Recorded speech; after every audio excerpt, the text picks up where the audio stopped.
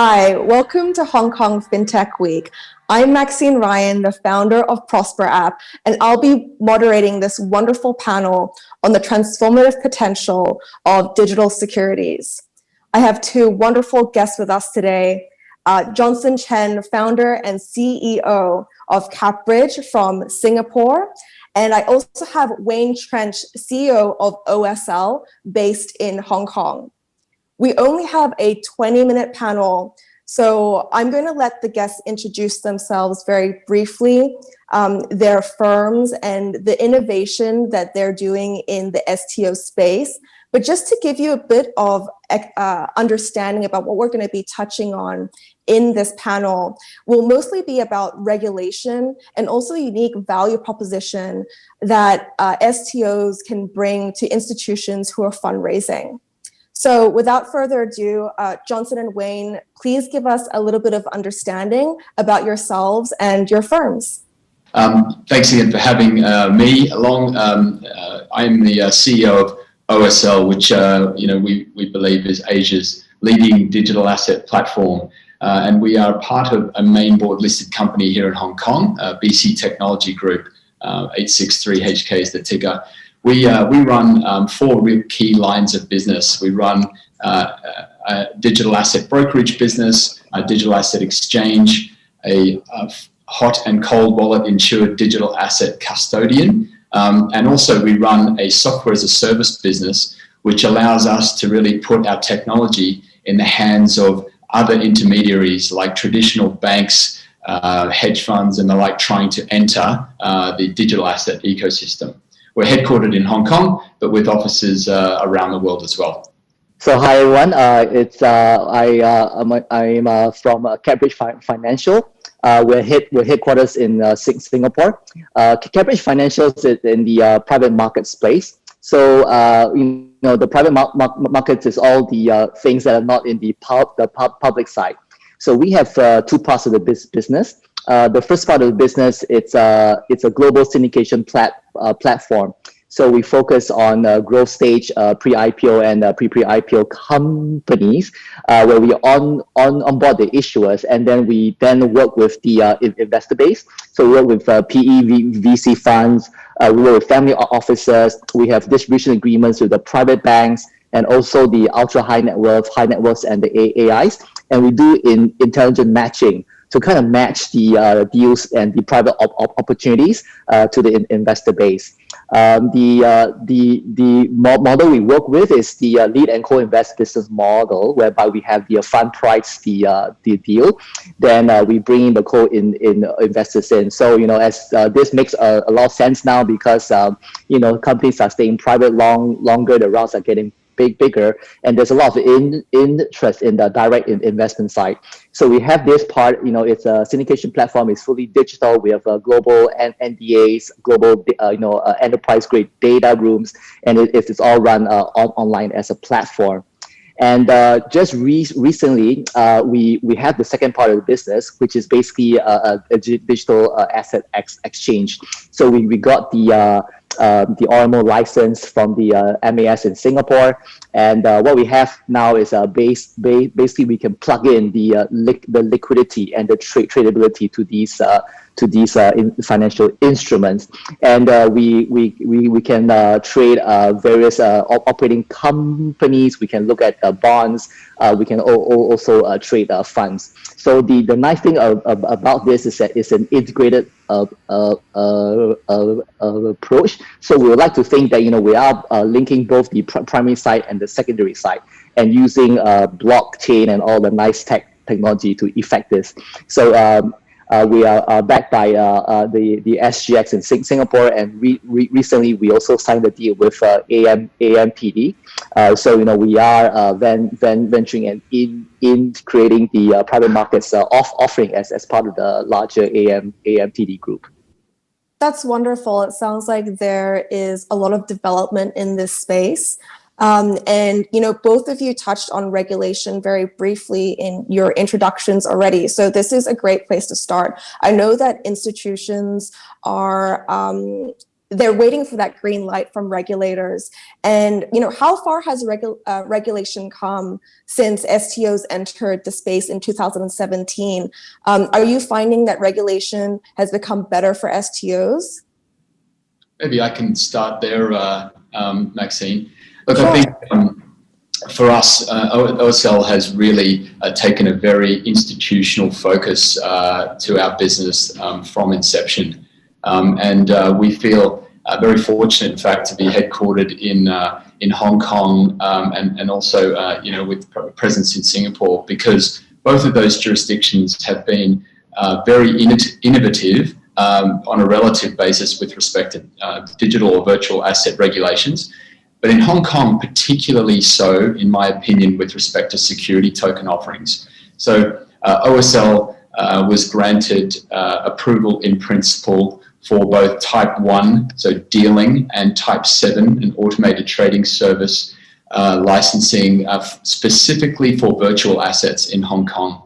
We were the first to receive that. And the level of investor protection that is required and provided by successful license holders under that regime, in my mind, delivers is second to none on a global basis. So, as a success, once we are successful in finalising or converting the approval in principle to full licensing later this year, we will be able to really give investors comfort and confidence around things like having full insurance on our hot and cold wallets, or at least the vast majority of assets are insured, having fully segregated client bank accounts, really giving comfort to traditional institutions and also high net worth investors, professional investors, that when they are interacting in the space, they can do so with confidence because they're dealing with an operator that is very, very stringently regulated and abiding by all of the same rules that are required by traditional brokerages at this point in time. Yeah, thanks, Wayne. I mean, I would probably echo that, right? So, for us being in Singapore, similarly, I think the MAS has been quite progressive. They've been taking the leadership position in trying to push this. In terms of the sandbox, I think we're one of the first to adopt this.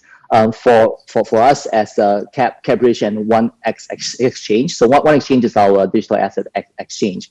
So one exchange, we took the view that we should be regulated from day one, and because of our heritage with the SGX backing and all, we didn't go through the sandbox route. We kind of piggyback off our CapBridge licensing, so very similar to OSL. The first part is dealing in security type of thing. So in Singapore, we call it CMSL, and the second part is the RMO, which is essentially very similar to the Type 7. So we evolved the kind of built on top of regulated very institutional grade to give people comfort that the products, the structuring, the custody services, blah blah blah, all are of world class. And then we moved into the digital asset to enable the tradability. So I firmly believe that the regulated space, with more and more people looking into this would be a key thing. Just as an example, probably last month, the SGX has launched, one of the first, they call it the digital bonds. So, they are using some of these new technologies in the DLT space to kind of securitize this. So, I think with this and all the index fund to try to go into this space would clearly have this little steps to make this a more accessible and more regulated product that will be institutional grade. That's wonderful to hear that both Hong Kong government and Singapore government is really up to date with their regulation and what institutions are looking for. There was a lot of jargon there around the infrastructure that needs to be regulated when it comes to STOs. Can you both give a little bit of insight in terms of the structure that institutional investors should be aware of if they're looking at taking this route for a capital raise? Like, what's the end-to-end process for an institution? So maybe I just go first, right? So for us at CapBridge Financial, we think of this more from the private markets perspective, not really from the STO.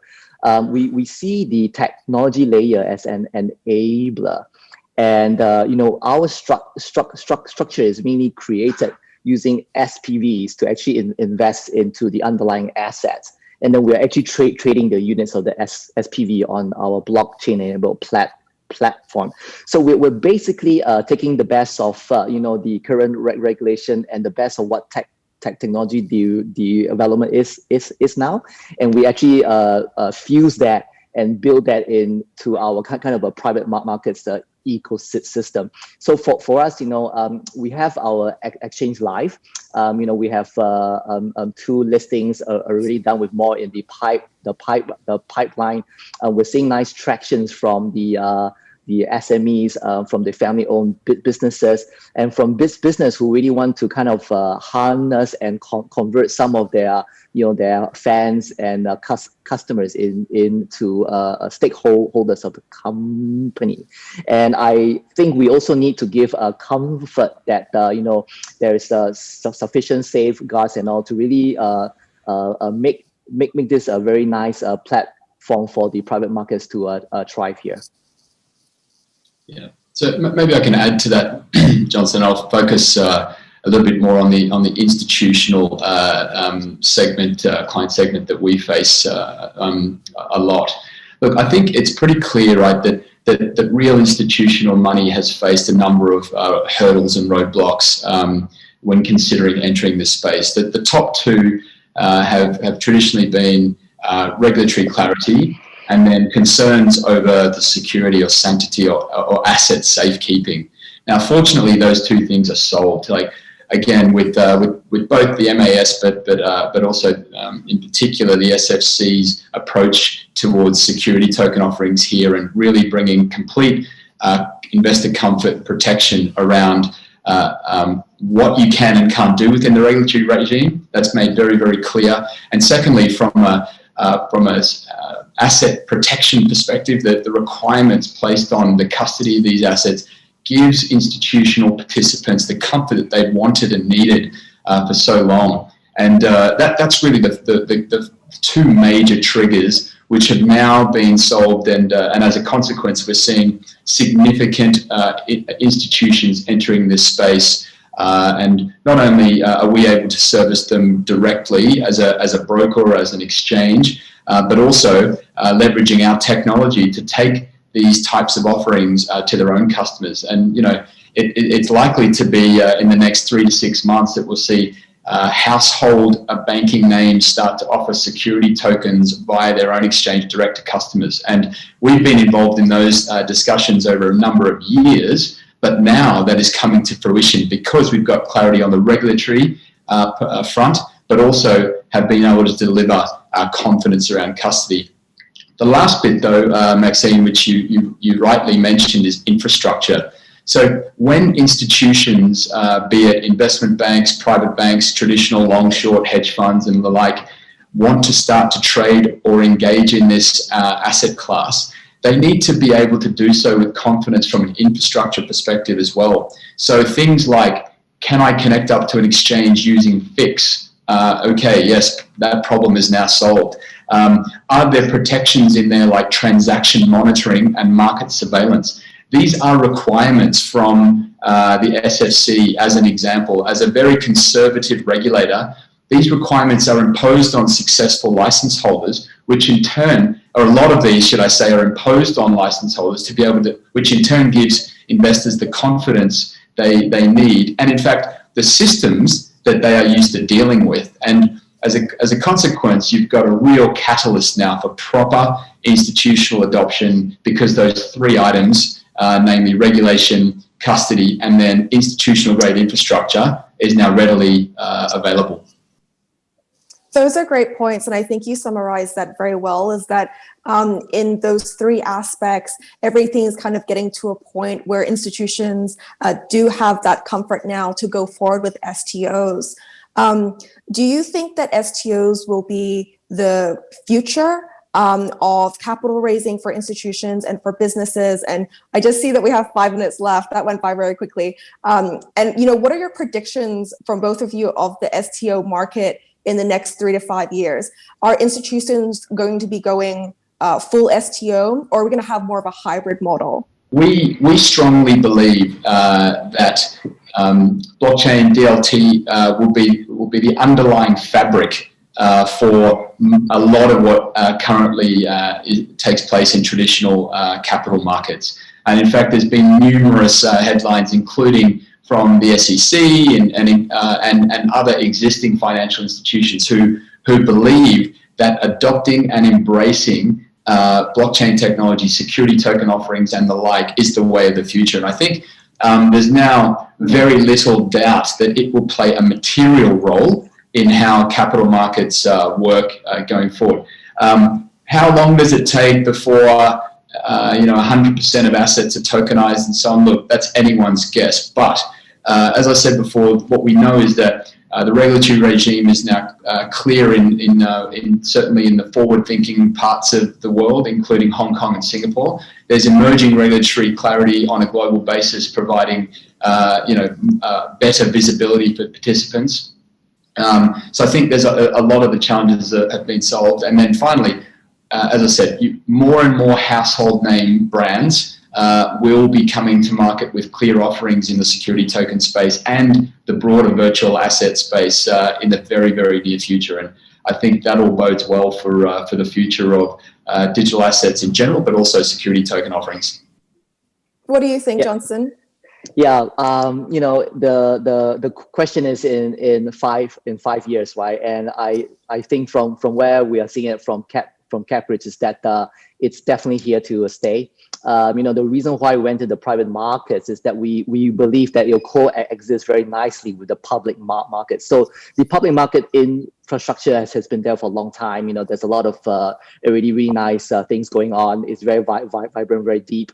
For us, the private markets is where we see the DLT and all this technology will really play a key part. So if you ask me, would I start CapRich 5 years back? Probably no. But now, because of all this infrastructure, the Ethereum blockchain and all the movement towards the standardization, one of the case examples I can give is in Singapore. We have this project called Project Ubin as part of the MAS thing, and then Project Ubin, which is now in phase 5 and moving to commercial stage, we have been involved, and it's a very nice demonstration on how the whole financial blockchain infrastructure and DVP, instantaneous settlement, central bank digital currencies, all these enablers can really play a part to solve and really bring the pain points and the friction points and the cost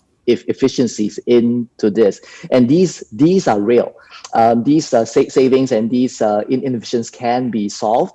We are seeing good progress in this. We have been showcased as a live example of a working live private exchange built on the public DLT, and we're really excited about the way forward in having this as an alternative financing path to actually build this. So in terms of the digital securities and how this is going to evolve, I see this working hand in hand. It's probably going to be an alternative path to give it's a blue ocean new financing route for a lot of these non-listed companies.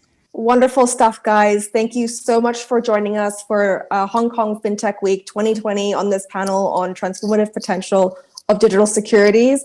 Thanks for joining us. Thank you.